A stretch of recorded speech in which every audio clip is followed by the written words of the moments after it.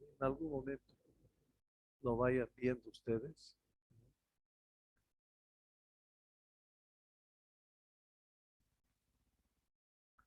Muy bien. Todo está bien conforme, ¿no? El video y también el audio.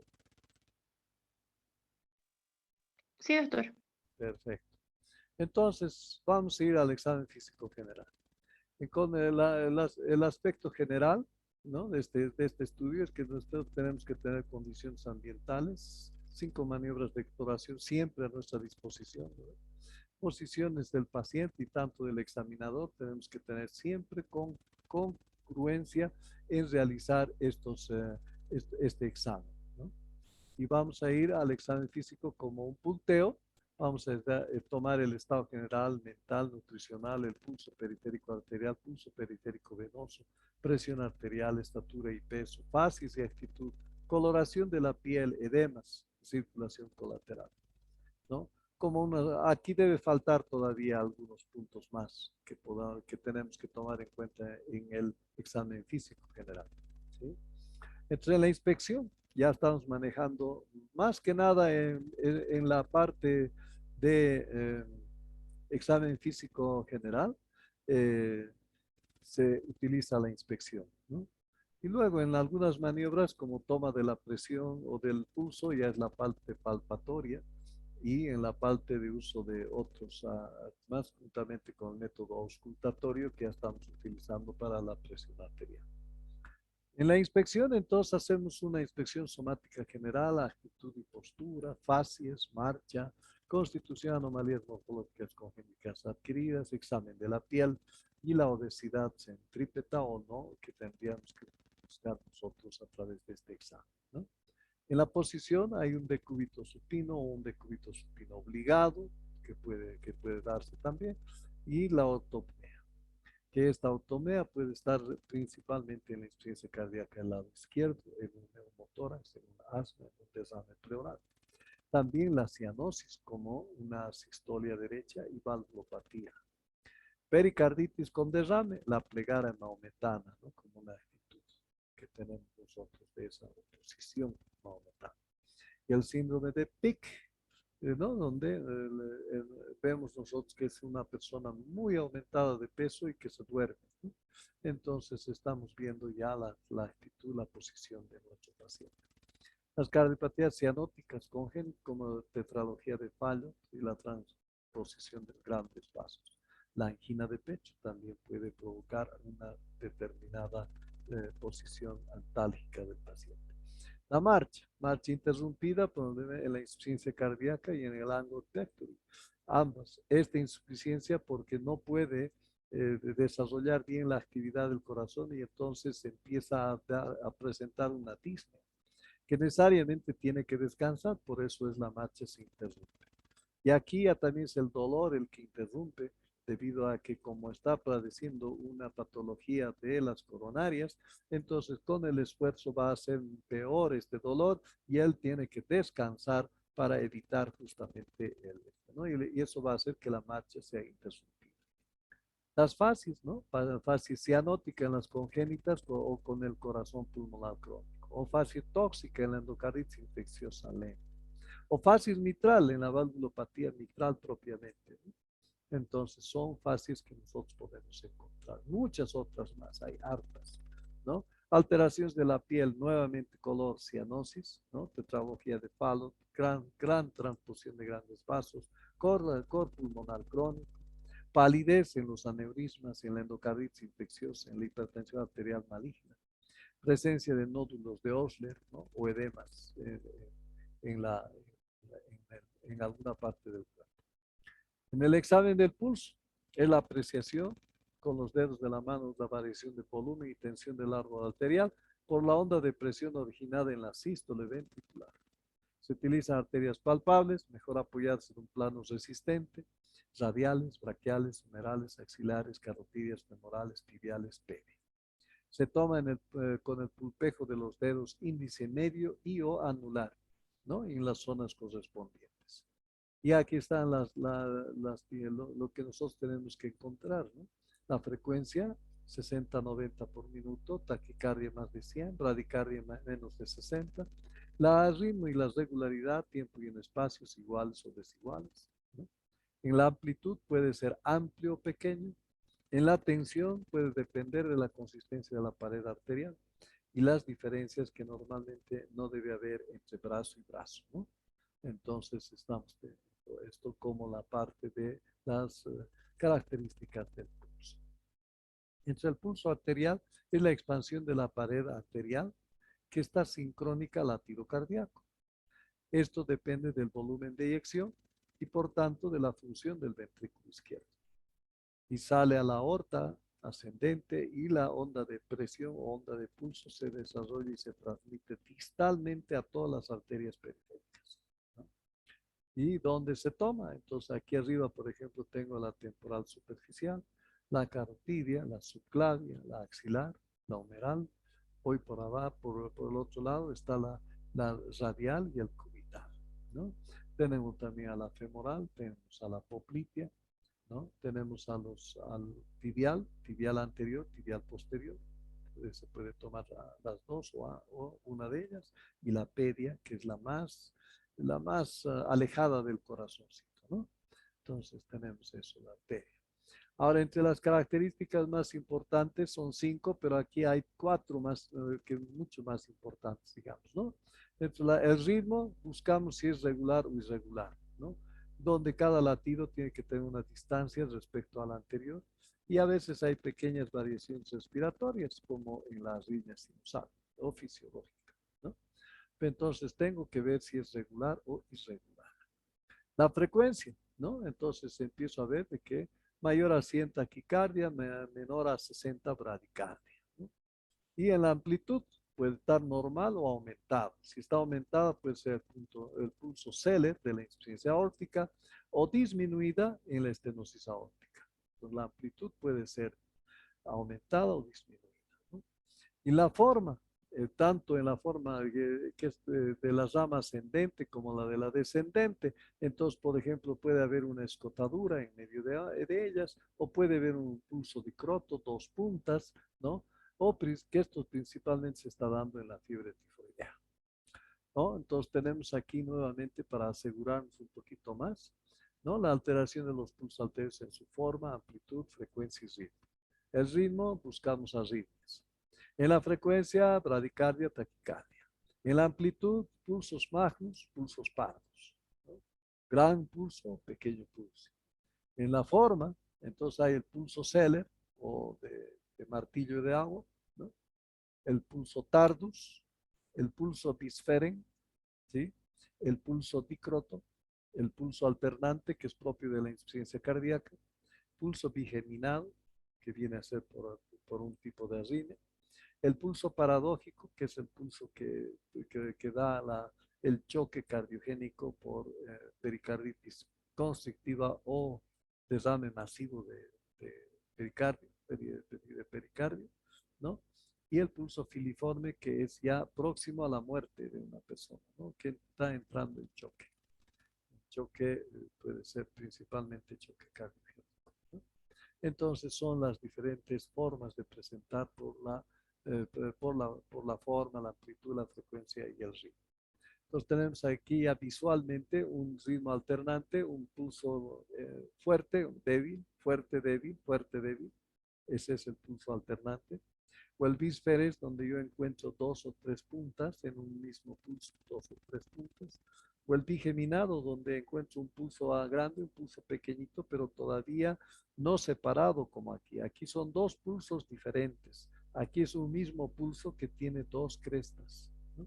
2 crestas. Entonces, ese es el saltón, que es igual al martillo de agua. Ambas son de la insuficiencia aórtica, ¿no? Y el pulso paradójico, donde nosotros vemos de que en inspiración y en expiración hay cambios de la frecuencia cardíaca.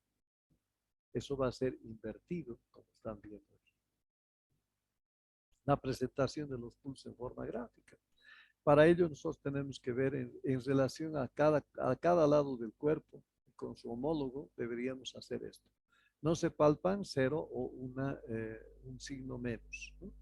Se palpa disminuido, una cruz. Se palpa normal, dos cruces. Se palpa aumentados, tres cruces. Se palpan muy aumentados, cuatro cruces. Con esto nosotros podemos hacer esta nuestra representación gráfica, que lo tenemos que hacer en todo paciente que primera vez lo estemos viendo. En todo paciente que por primera vez estemos en contacto, tenemos que en su examen físico general hacer esta representación de los pulsos. Derecha, izquierda, carotidio, braquial, radial, femoral, popliteo, tibial y pedio. Entonces vamos colocando. Miren, el carotidio dice derecha, izquierda, normales. El braquial, derecha, izquierda, normales. El radial, no, derecha, izquierda, normales. El femoral, normal, derecha, izquierda. El popliteo ya está empezando, ¿no? Un problema porque la derecha tiene presente normal, pero la izquierda tiene presente, pero ya disminuido. Algo está fallando ya aquí, ¿no? No está pasando la sangre la cantidad que debería pasar. Y en la tibial posterior es normal el derecho, pero el izquierdo ya es completamente negativo. No pasó nada, no está pasando nada de sangre. Y en la pedia, lo propio, ¿no? Tenemos nosotros un normal derecho, pero el izquierdo está completamente anulado. ¿Qué quiere decir esto? Que la obstrucción ya está empezando aquí, entre femoral y popliteo, y ha terminado de obstruirse entre el popliteo y la tibial posterior, ¿no? Que si esto lo dejamos así, sin que nadie lo haga nada, no lo ve nada, de aquí a unos días, 5, a lo mejor una semana, necrosis, hay que cortar, hay que amputar y por tanto ya perdió el pie. Que si nosotros al principio detectábamos esto, entonces podíamos haberle llamado ya al cirujano vascular para que por lo menos verifique si realmente lo que estoy haciendo está bien.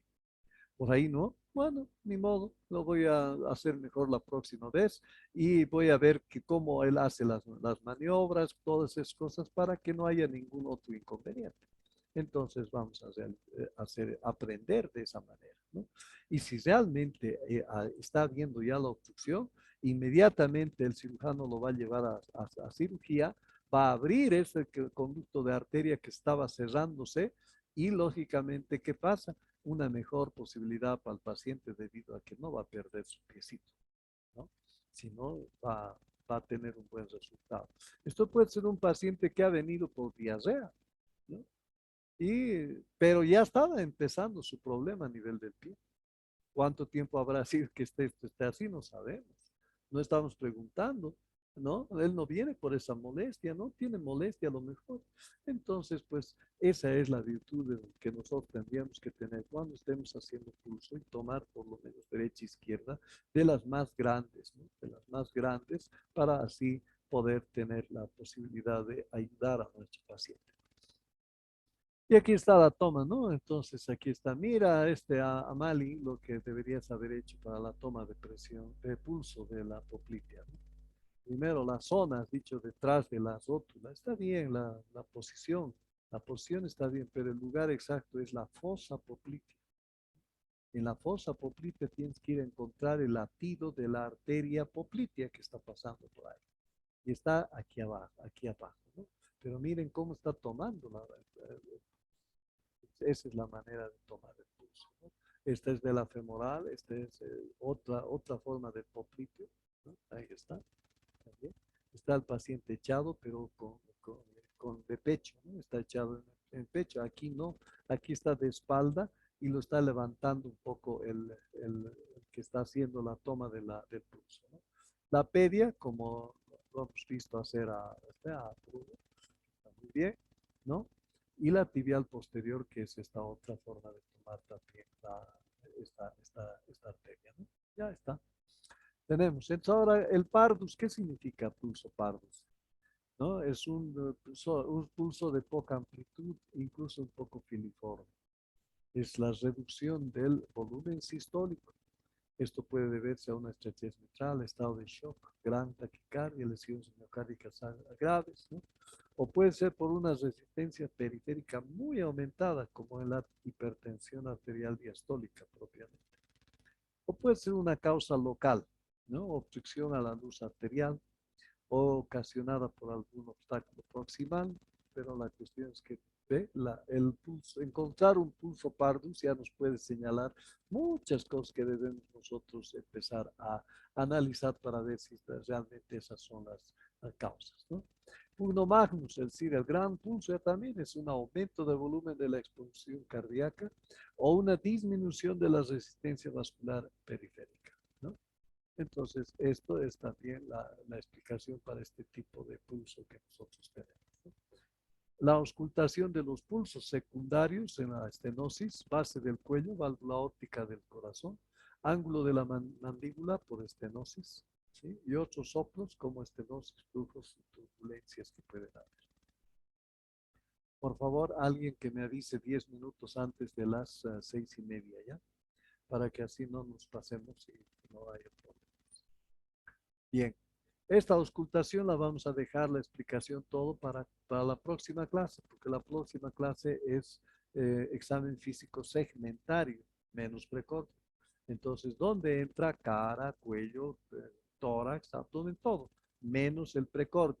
Entonces, para la próxima lo vamos a dejar esto.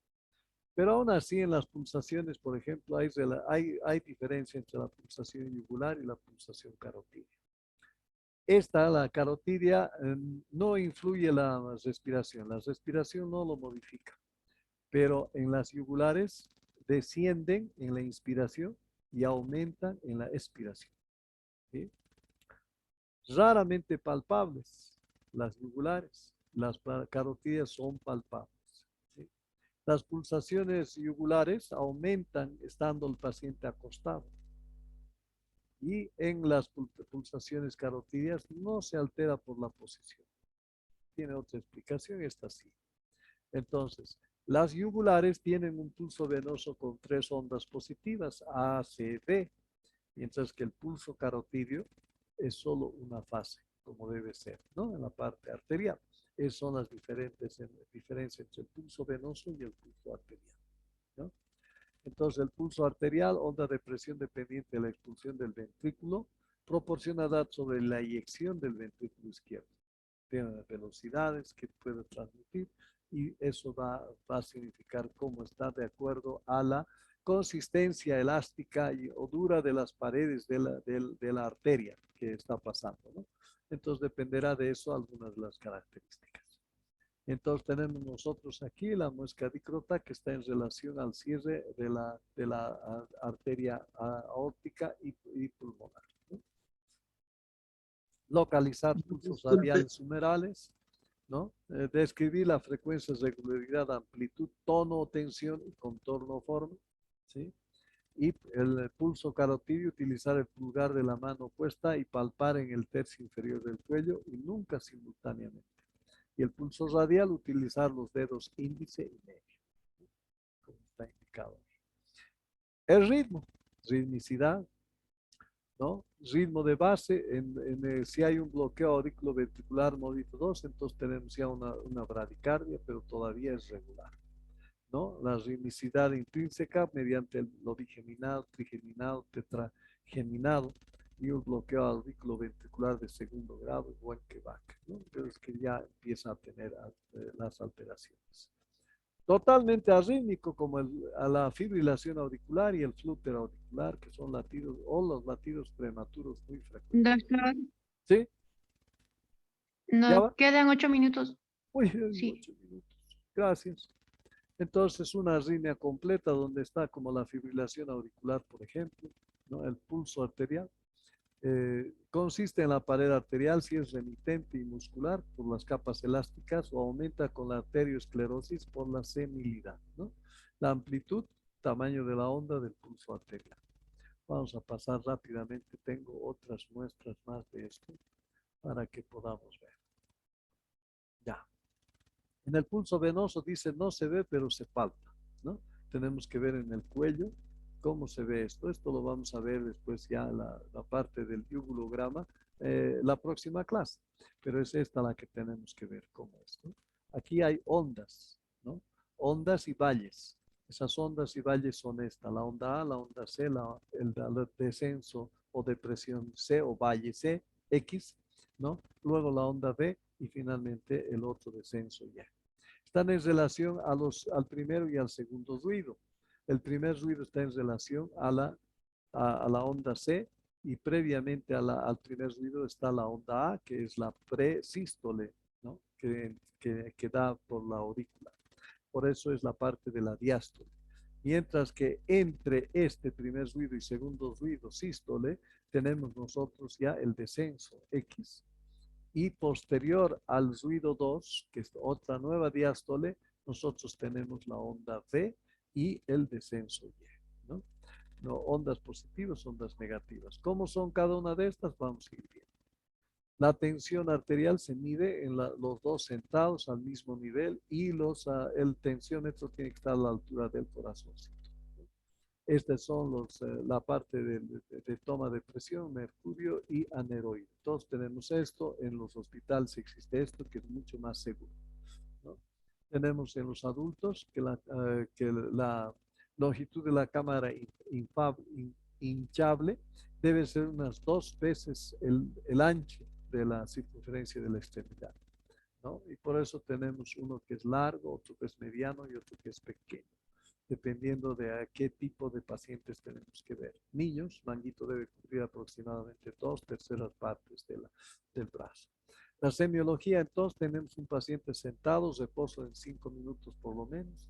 El borde inferior del brazalete debe quedar a 1 o 2 arriba por la fosa antecubital. El manguito del esfigmomanómetro a la altura del corazón, tamaño del tensiómetro adecuado, palpación del pulso braquial. Y la presión arterial en las extremidades inferiores es algo más mayor que en los miembros superiores, ¿no? Entonces el manguito igual en el muslo, ¿ya? Pieza torácica del estetoscopio sobre la arteria poplitea. Presión sistólica es un poco mayor en miembro inferior que en el miembro superior, ligeramente. Principales por las grandes masas musculares de los músculos y produce aumento en la resistencia de la compresión de la arteria.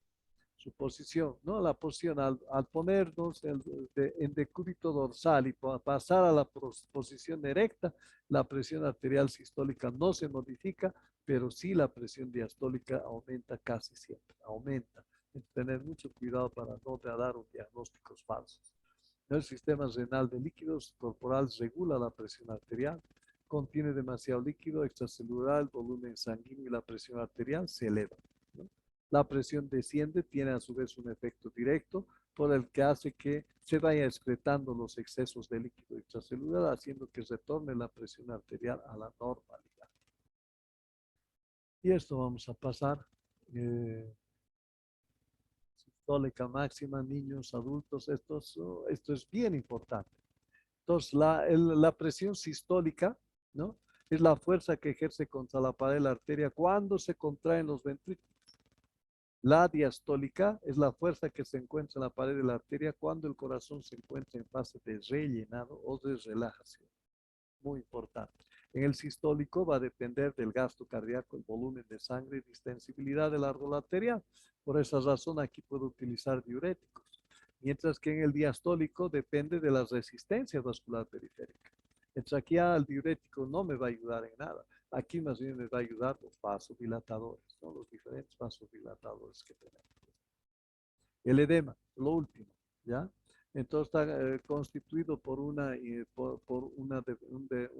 exceso de salida de líquido hacia los tejidos, tejido muscular o tejido celular subcutáneo.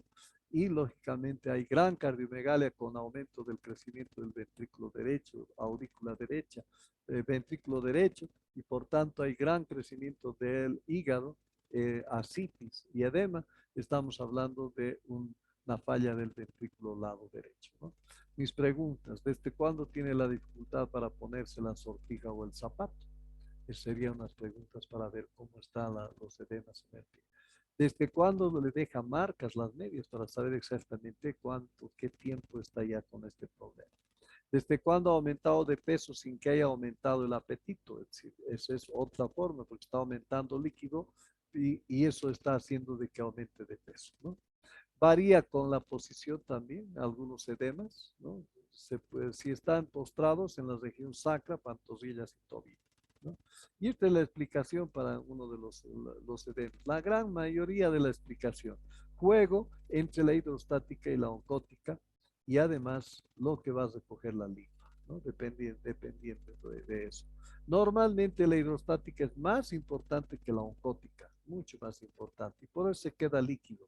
Y ese líquido es recogido por la linfa. Si esto no puede, entonces se empieza a ver el edema. O la oncótica, ¿no? Que ya no hay fuerza para recoger la sangre que tiene que volver a entrar al vaso y por tanto se queda y eso se llama edema, ¿no? Entonces, pérdidas urinarias de proteínas, disminución de síntesis de albúmina o muy rara vez por pérdida gastrointestinal va a provocar esta alteración. Las causas más comunes son también quemaduras, traumatismos, inflamaciones o reacciones alérgicas que va a dañar este sistema, ¿no? Este sistema. Pueden resultar también tumores, procedimientos quirúrgicos, enfermedades inflamatorias o parasitarias. O cuando el flujo linfático se obstruye, ya no hay salida, ya no recupera la sangre que se está quedando por esta alteración de mayor peso de la hidrostática contra la oncótica. Entonces eso hace que haya la posición de edemas, ¿no? ¿Qué debo averiguar en la anamnesis? Averiguar sobre enfermedad, diabetes mellitus, hipertensión, infecciones, uso de drogas, evaluación nutricional, presencia de diarrea o vómitos, dolores articulares, fiebre, cambios de coloración y o evacuación de la orina, ¿no? Es preciso encontrar el momento de aparición del edema, su localización inicial, las variaciones de intensidad, la existencia de otros síntomas o signos. Entonces, básicamente en el examen físico de edema, nosotros tenemos que definir localización y distribución, intensidad, según la fobia Godet 1 a 4 cruces, consistencia, blanda o dura, elasticidad, elástico o inelástico, temperatura en el inflamatorio y no inflamatorio, sensibilidad, doloroso o indoloro, y otras características como el color, palidez, cianosis, eritema o alguna característica propia de la piel, lisa, brillante, arrugada, ¿no? Signo de la fobia, tenemos nosotros una cruz, dos cruces, tres cruces y cuatro cruces, ¿no? ¿Cómo es la interpretación de esta fobia? Tenemos el mixedema, que es otro tipo de edema. Ese tiene un aspecto tumefacto, pliegues borrados, no da signos de Godet o fobia, tinte amarillento, descamada la piel y fría la piel, ¿no? Esto lleva al mixedema. El renal, nefrítico y nefrótico que cada uno de nosotros conocemos, ¿no? Edema, hipertensión, el nefrítico, edema y proteinuria, el nefrótico. Entonces, y propiamente el linfedema, que es otro tipo de producción de edema, ¿no? Es un edema duro, acumulación de líquido, tumefacción, las causas son infecciosas o el linfedema congénito. Puede ser primario o secundario, ¿no? Principalmente el secundario es tras extirpación quirúrgica de conductos linfáticos como la mastectomía, el cáncer, origina obstrucción del drenaje linfático o la enfermedad de parásito filaria, ¿no? Como en este caso, este es filariasis. Ya ahí terminamos entonces este repaso rápido, violento que hemos hecho en base al tema de hacer. Por uno, ¿dónde estarás? Así que ya tienes falta. ¿No? No estabas No, aquí. doctor, estoy, sino que mi cámara se pone medio, pero sí estoy aquí, doctor. No, eso vamos a tomar en cuenta entonces. Bien. Bien, queridos jóvenes, entonces, pues aquí nos quedamos, haber repasado un poquito esto. Espero que les haya ayudado en relación a las tareas que han hecho, a los objetivos que han hecho, a la lectura obligatoria y ahora darle una nueva repasada violenta general para que recuerden, ¿no?, las cosas que tienen que tomar en cuenta una vez que estén haciendo una historia. Entonces, pues espero que les vaya a servir repaso y de esa manera nos vamos a volver a ver dentro de una semana. ¿Ya? No se olviden traer siempre a alguien la próxima semana, mucho más todavía, porque ya es ir por todo el cuerpo que vamos a pedirles hacer maniobras, hacer pruebas, escuchar o palpar o percutir, y pues, todo eso tienen que hacer ustedes, ¿no? Mínimamente. Bien, entonces nos vemos. Lo último, y a los demás también les pueden decir, a todos los que han estado presentes, les va a salir el nombre para dar el examen, el segundo examen que se da al final al final de la clase. Y eso para entregar entre las 9 y las 10 de la noche. Así que espero que no haya problema también. ¿Ya? ¿Listo? Chao. Chao, chao. Nos vemos. Bueno, doctor. Hasta luego, doctor. Hasta Gracias. luego.